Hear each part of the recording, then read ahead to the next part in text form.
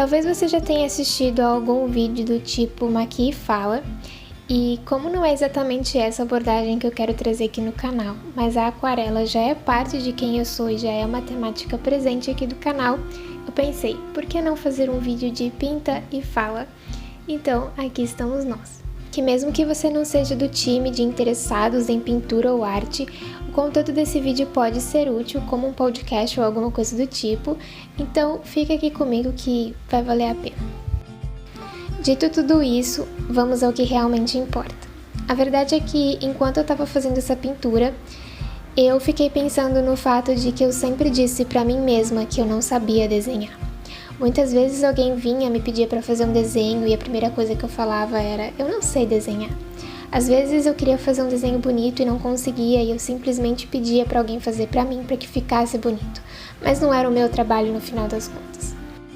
É óbvio que isso me deixava bem chateada e decepcionada e eu achava que eu não tinha o talento, que tinham pessoas que eram mais talentosas do que eu e eu tinha que conviver com esse fato.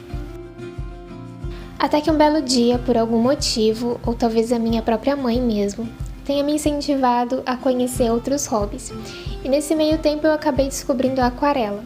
Alguma coisa me chamou a atenção sobre ela e eu pensei, quero tentar fazer isso aí.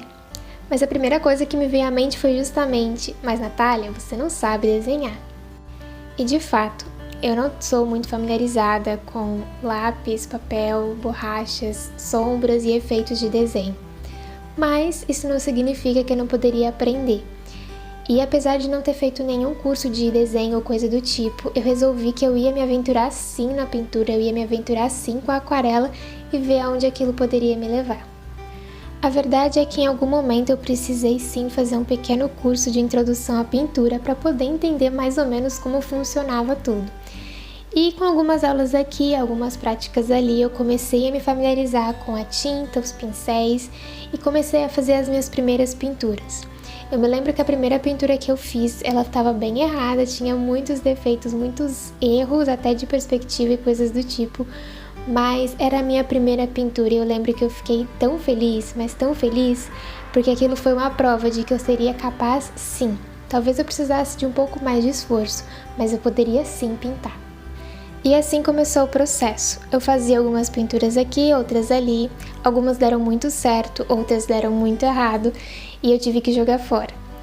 E a verdade foi que eu comecei a perceber que eu queria muito acertar, eu queria muito fazer a pintura perfeita logo no começo. E eu me frustrava porque eu queria fazer uma boa pintura e às vezes eu não conseguia porque realmente eu não dominava todas as técnicas. E não ficava muito legal e eu tinha que de fato jogar fora porque não tinha solução. No meio de toda essa história, eu comecei a perceber que a aquarela estava me ensinando muito mais do que, de fato, pintar. Eu estava aprendendo que eu não podia transformar o meu hobby, o meu momento de distração, em algo estressante. Eu não podia querer acertar sempre, porque eu ainda estava aprendendo, eu ainda estava começando e eu ia errar sim. E esses erros, na verdade, iam me ensinar muito. E não só isso, mas eu percebi também que eu precisava me arriscar. Se eu quisesse evoluir, se eu quisesse melhorar a minha técnica, se eu quisesse fazer pinturas mais complexas, eu teria que ir me arriscando aos poucos, mesmo que eu tivesse sim que jogar algumas fora, porque, como eu falei, eu não dominava todas as técnicas e ainda não domino, estou bem longe de dominar. Mas é um processo de aprendizagem.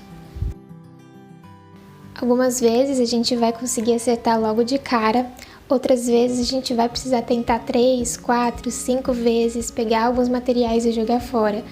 Mas é com esse processo, com essa tentativa e erro que nós vamos aprendendo, nós vamos evoluindo e a nossa técnica consequentemente vai melhorando. No fim, todas essas lições e reflexões, elas vão muito além da aquarela. Eu pude aplicar na minha vida e entender que, primeiro, eu não podia me limitar. Não podia dizer pra mim que eu não era capaz de fazer alguma coisa.